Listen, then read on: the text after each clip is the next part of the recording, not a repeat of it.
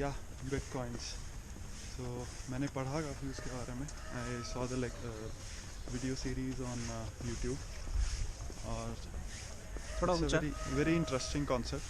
हाँ और for the first time that the central banks and all these powerful institutions would not have a control. हाँ। तो मेरे को तो ये लग रहा है कि in the future it's going to be really big.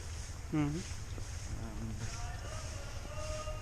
अपने personally भी I want to start something जिसके ऊपर I don't have to be dependent on any other person for my livelihood. So but I also have a lot of doubts as in कि bitcoins क्या हैं, कैसे काम करते हैं, उनके पीछे जो algorithms हैं उनकी strength कितनी है और उनकी possibility कितनी है कि अगर वो by chance hack हो जाएं या इस तरह से। So yeah. तो इसमें सबसे पहला सवाल मन में क्या आता है जब इस तरह की चीज़ें आती हैं? सबसे पहला तो यही आता है कि why would people start using bitcoins? लोग क्यों bitcoins यूज़ करेंगे जब ऑलरेडी उनके पास एक प्रॉपर इंस्टीट्यूशन के थ्रू उनके पास पैसे हैं जो कि ऑलरेडी इतनी एग्जिस्टेंस में हैं, जो चल रहे हैं पहले से, और अपनी वेल्थ को सारी इनकम को एक ऐसी टेक्नोलॉजी में लगाना जिसका उनको कुछ नहीं पता जिसके बारे में। तो ये कंसर्न सबसे पहले मेरे दिमाग में आता है। मुझे ऐसा लगता है कि शुरुआत हम बिटकॉइन से नहीं करें, शुरुआत इससे भी पहले हम मनी से करते हैं। ठीक है, बेसिकली मनी क्या है, क्योंकि बिटकॉइन को क्यों हम मनी मान रहे हैं, जब तक ये बात क्लियर नहीं होगी तब तक बिटकॉइन को लेकर हम आगे नहीं बढ़ पाएंगे। ओके, सो सबसे पहला सवाल कि मनी क्या है।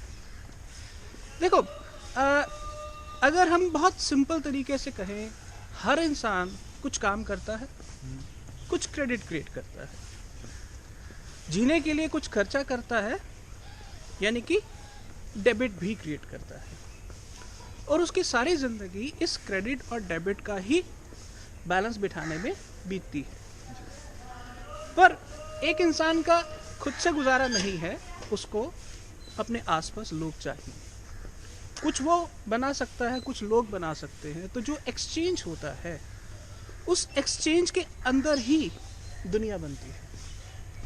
यानी कि उसका क्रेडिट और डेबिट जब दूसरे लोगों के क्रेडिट और डेबिट के साथ जुड़ेगा तो एक इकोनॉमी पैदा हो जाएगी। बिल्कुल ठीक।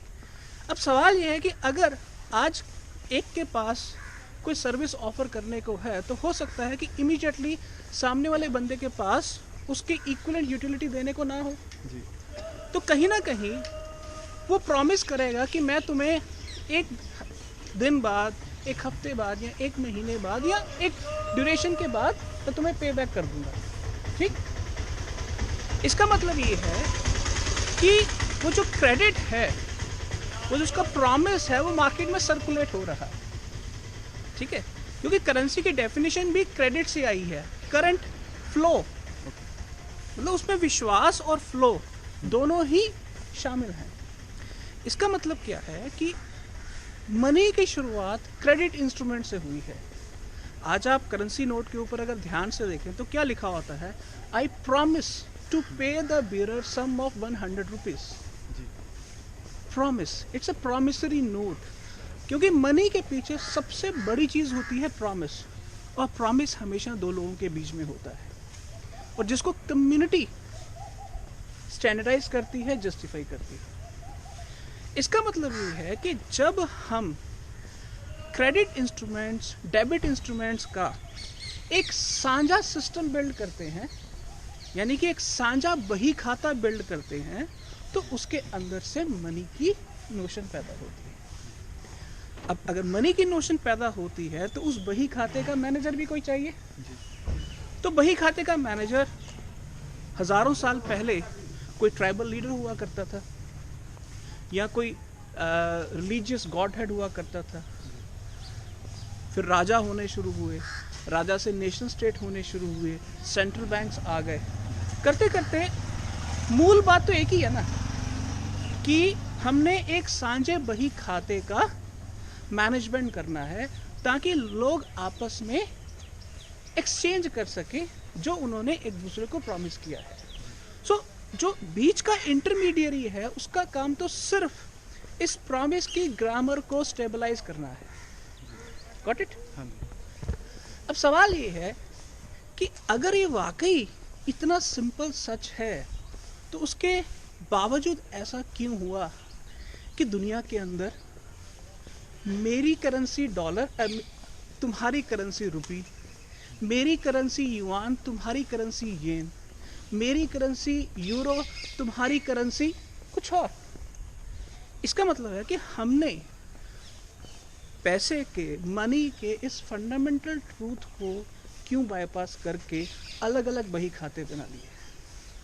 तो इसका मतलब ये है कि हम एक ऐसी दुनिया के अंदर हैं जिसमें साझा बही खाता नहीं है, विच मीन्स यहाँ से गड़बड़ शुरू होती है। इसका मतलब ये है कि अगर एक किसान के ऊपर 5 लाख का कर्जा है तो उसका बही खाता नेगेटिव में है, पर अगर विजय माल्या का बही खाता 9,000 करोड़ में भी नेगेटिव में है तो वो इंग्लैंड जाके बैठ सकता है। ये क्या बात हुई? यानी कि मिडिल क्लास या गरीब का बही खाता कुछ और बोल रहा है और अमीर का बही खाता कुछ और बोल रहा है। आज यहाँ पर आप जिस तरीके से जी रहे हैं और अमेरिका में जिस तरीके से जी रहे हैं, इंटरनेशनल मार्केट में डॉलर लगभग 65 से 70 का बिकता है और परचेजिंग पावर के हिसाब से 10 से 15 का बिकता है। इसका मतलब क्या है कि अमेरिका का बही खाता कुछ और है और हिंदुस्तान का बही खाता कुछ और है। सो अगर ध्यान से देखा जाए तो ये जो टूटे टूटे बही खाते हैं पूरी दुनिया में बिखरे हुए, बिटकॉइन इस पूरी डिवीजन मेंटालिटी को, फ्रैगमेंटेशन की मेंटालिटी को चैलेंज कर रहा है और ये कह रहा है कि लोगों को अपना साझा बही खाता बनाने के लिए सरकारों की ज़रूरत नहीं है, कॉरपोरेशंस की ज़रूरत नहीं है, किसी भी किस्म के सेंट्रल इंटरमीडियरी की ज़रूरत नहीं है। क्योंकि बिटकॉइन की जो अंडरलाइंग टेक्नोलॉजी है ब्लॉकचेन, जिसको डिस्ट्रीब्यूटेड लेजर भी बोलते हैं, अगर उसको आम आदमी की भाषा में बोला जाए तो वो क्या है? एक साझा बही खाता है, तेरा मेरा हम सबका साझा बही खाता है। सो इसका मतलब ये है कि बिटकॉइन की जो डिसरप्शन है, जो इमेजिनेशन के लेवल पर बिटकॉइन इतने नए आइडियाज़ पैदा कर रहा है, उसका सबसे बड़ा कारण ये है कि बिटकॉइन साझे बही खाते का पिछले 5000 साल में पहला सबसे सक्सेसफुल एक्सपेरिमेंट है।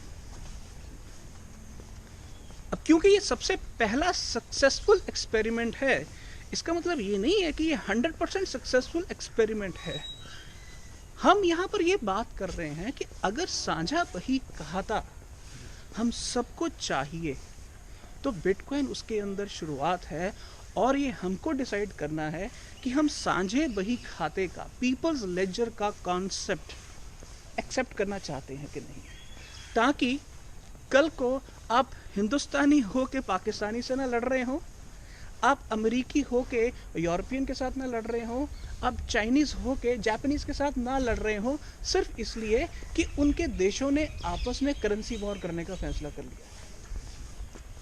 सो फंडामेंटली ये उस इमेजिनेशन को चैलेंज कर रहा है जो तेरे और मेरे की इमेजिनेशन है, कि तेरा बही खाता कुछ और, मेरा बही खाता कुछ और, अमीर का बही खाता कुछ और, गरीब का बही खाता कुछ और, ताकतवर का बही खाता कुछ और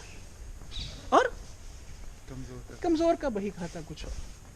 सो फंडामेंटली बिटकॉइन इस मेंटालिटी को चैलेंज कर रहा है। और जब बिटकॉइन के फाउंडर ने, सातोशी नाकामोटो ने बिटकॉइन की डेफिनेशन अब peer to peer electronic cash कही थी, यानी कि कैश का इलेक्ट्रॉनिक वर्जन, तो बेसिकली कोई भी कैश बिना बही खाते के संभव नहीं है। तो कैश के पीछे जो साझा बही खाता की टेक्नोलॉजी उसने ऑफर की, उस टेक्नोलॉजी से दुनिया की प्रोग्रामिंग कम्युनिटी हिल गई। और जब धीरे धीरे ये मामला बढ़ना शुरू हुआ तो एक कॉन्सेप्ट सिर्फ एक कॉन्सेप्ट नहीं रहा, ये एक रियलिटी बन गया। मैं जानता हूँ ऐसे लोग जिन्होंने $0.25 पर बिटकॉइन लिया था, $0.25 2010 के आखिर में, और आज 2017 में बिटकॉइन $1000 के आगे है। इसका क्या मतलब है? बिटकॉइन इतना इम्पोर्टेंट क्यों है? बिटकॉइन इसलिए इम्पोर्टेंट है कि लोगों ने इस साझे बही खाते के कॉन्सेप्ट में जो अपना विश्वास है वो जाहिर किया है। अब क्योंकि जहाँ विश्वास है वहाँ पर ही रिलेशनशिप है, जहाँ रिलेशनशिप है वहाँ पर एक्सचेंज है, जहाँ एक्सचेंज है वहाँ इकोनॉमी है, और जहाँ इकोनॉमी ट्रस्ट के साथ जुड़ती है वहाँ डेवलपमेंट है। तो इसलिए बिटकॉइन उस फ्यूचर की तस्वीर दिखा रहा है जिस तस्वीर के अंदर हम फ्रैगमेंटेड आइडेंटिटी की बजाय एक साझे बही खाते के साथ इस दुनिया में जी सकते हैं।